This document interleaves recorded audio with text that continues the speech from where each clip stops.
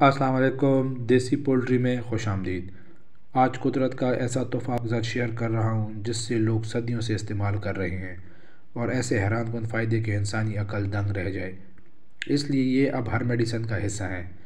मैं बात कर रहा हूँ एलोवेरा, कोरगंदल की, जिसको हम अपनी ज़बान में कोरगंदल कहते हैं। मैं ख़ुद कोरगंदल 20 साल से इस्तेमाल कर रहा हूँ। मुझे मेरे बुज़ुर्गों ने इसके फ़ायदों के बारे में बताया और मुझे फ़ायदा हो भी रहा है। इस वीडियो में मैं आपके साथ शेयर करूंगा कि कोरगंदल को हम पोल्ट्री में कैसे इस्तेमाल कर सकते हैं और इसके क्या क्या फ़वाइद हैं, और इसका तरीक़ाकार भी आपको समझाऊंगा। ये अक्सर आपको कब्रिस्तान में मिलेगा। अक्सर कब्रिस्तान में तकरीबन हर एक कब्र पे आपको ये मिल जाएगी। अगर आपके पास कोई कब्रिस्तान करीब नहीं है तो आप किसी भी प्लांटेशन जो नर्सरी होती है आप वहाँ जाएँ, आपको तकरीबन 50 रुपये का आपका ये एक पौधा मिल जाएगा। आप वो लें और ये आप तकरीबन काफ़ी लंबे अर्से तक इसको इस्तेमाल कर सकते हैं। चिकन की अच्छी ग्रोथ के लिए, उनका इम्यूनिटी सिस्टम बेहतर रखने के लिए, उनको बीमारी से बचाने के लिए आप चिकन की फीड में या पानी में कोरगंदल का इस्तेमाल कर सकते हैं। आपके पास मुर्गी की कोई भी ब्रीड है, इंपोर्टेड ब्रीड है, मतलब एस्ट्रोलॉप है, लाइट सोसिक है, RIR वगैरह, या देसी मुर्गियाँ हैं, गोल्डन मिस्टी वगैरह, या ब्रॉयलर्स हैं, आप उनकी बेहतरीन सेहत और अच्छी नशोनुमा के लिए कोरगंदल का इस्तेमाल कर सकते हैं। एलोवेरा को आप दो तरीके से इस्तेमाल कर सकते हैं। या तो आप एलोवेरा के छोटी छोटी पीसेस करके आप दे सकते हैं, या उसकी जो जेली है उसका आप जूस निकाल के उनके पानी में मिक्स करके आप उनको दे सकते हैं। और अगर आपको वो एलोवेरा दस्तयाब नहीं है तो आप एलोवेरा का पाउडर, जो आपको किसी भी जनरल स्टोर से मिल सकता है, आप उसका पाउडर उनकी जो फीड है उसमें मिक्स करें, अच्छी तरह मिक्स करें, ताकि एलोवेरा का जो जो पाउडर है वो हर एक दाने के साथ मिक्स हो जाए और आप उनको दें। वो भी उनको बहुत फ़ायदा देगा। लेकिन मेरा मशवरा ये है कि आप सही और अच्छा फ़ायदा लेना चाहते हैं तो आप उनको जेली या छोटे छोटे पीसेस करके दें, पाउडर का इस्तेमाल ना करें। जेली या पीसेस आपको 100% प्योर मिल सकते हैं, लेकिन जो पाउडर है वो शायद आपको 100% प्योर ना मिले। उसमें कुछ ना कुछ केमिकल मिक्स होंगे जो शायद आपको फ़ायदे की बजाय आपको नुकसान दे। अगर आपकी चिकन इंजर्ड हो गई है या उनको कोई ज़ख़म वगैरह अंदरून हो या बैरून हो, या उनमें आपको कोई कीड़े नज़र आ रहे हों, तो आप उनको एलोवेरा का इस्तेमाल करवाएँ। इस्तेमाल का तरीक़ाकार आगे जाके मैं आपके साथ शेयर करूँगा। फॉल पॉक्स के दाने हों या टॉक्सिन हो गया हो तो आप एलोवेरा की जेली का इस्तेमाल करके अपने चिकन को इस बीमारी से निजात दिलवा सकते हैं। पाउडर भी इस्तेमाल कर सकते हैं, लेकिन फिर वही बात है कि जो प्योर चीज़ है उसके फ़ायदे बहुत हैं, और प्योर चीज़ आपको जेली में या डायरेक्ट जो हम पीसेस देते हैं उसमें है।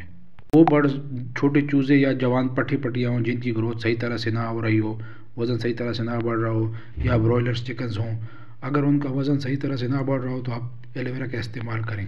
अगर चिकन में बम्बल फुट, चांडू जैसे मसाइल हैं या किसी कीड़े के काटने की वजह से उनको कोई मसला बना हुआ है तो आप एलोवेरा का इस्तेमाल करें। ये इस केस में भी आपकी मदद करेगी। बर्ड को ना सिर्फ इस बीमारी से निकालेगी बल्कि उनकी ग्रोथ में भी उनकी हेल्प करेगी। आपकी चिकन में कोई भी इंजरी हो, एक्सटर्नल हो या इंटरनल हो, एलोवेरा उसको हील करने में आपकी मदद करती है। इस्तेमाल का तरीक़ाकार ये है कि अगर आप जेली इस्तेमाल करना चाहते हैं तो मुर्गों के लिए 10 ग्राम पर लीटर के हिसाब से, और चूज़ों के लिए 5 ग्राम पर लीटर के हिसाब से अपने पानी में मिक्स करनी है। 1 लीटर पानी में आपने ये मिक्स करके उनको देनी है। अगर आप पाउडर इस्तेमाल करना चाहते हैं तो 30 ग्राम पाउडर 1 kg फीड में आपने अच्छी तरह मिक्स करके अपने बर्ड्स को देनी है। और आसान तरीका यह है कि अगर आप छोटे छोटे पीसेस करके देना चाहते हैं तो वो उनके लिए ईजी होगा। पीसेस को आप छोटे छोटे करें ताकि उनको खाने में आसानी हो। ये प्रोसेस, ये अमल आपने 3 से 4 दिन इस्तेमाल करना है, क्योंकि एलोवेरा में ऐसे कुदरती ग़िज़ाई अज़्ज़ा मौजूद होते हैं जैसा कि विटामिन, मिनरल्स, एंजाइम जो बर्ड को बेहतरीन सेहत देते हैं। विटामिन में विटामिन B की काफ़ी अक़साम मौजूद होती हैं, विटामिन C होता है, विटामिन E, ये एज अ मल्टी विटामिन भी इस्तेमाल कर सकते हैं। चिकन में विटामिन की कमी की सूरत में आप उनको एलोवेरा दे सकते हैं।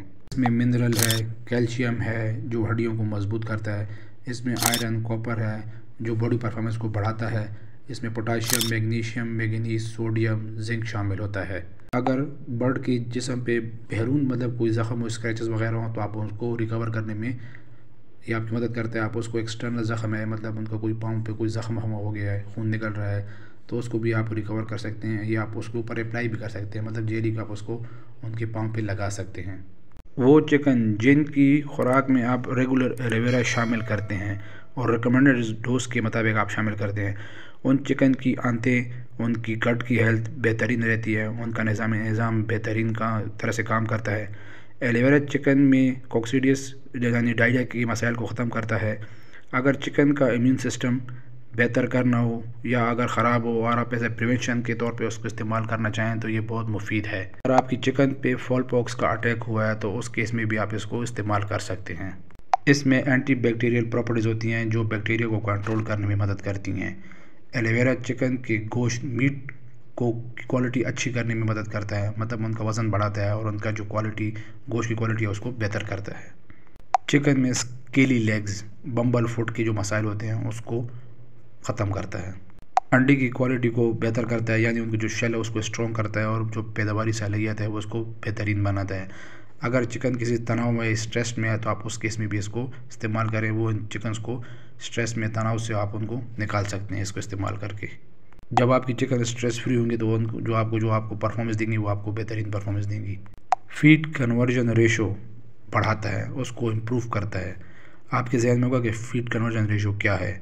फीड कन्वर्जन रेशो जो है वो आपके फ्लॉक में कितनी फीड इस्तेमाल हो रही है और उसके हिसाब से आपको मुर्गियों को आपके जो बर्ड्स का कितना वेट मिल रहा है उसको उन दोनों काम करके उनका एक रेशो निकलता है, उसको हम फीड कन्वर्जन रेशो कहते हैं। उम्मीद है आपको वीडियो पसंद आई होगी। वीडियो पसंद आई तो चैनल को याद से सब्सक्राइब करें, वीडियो को लाइक एंड कमेंट ज़रूर करें। दुआओं में याद रखें। अल्लाह हाफिज़ वस्सलाम।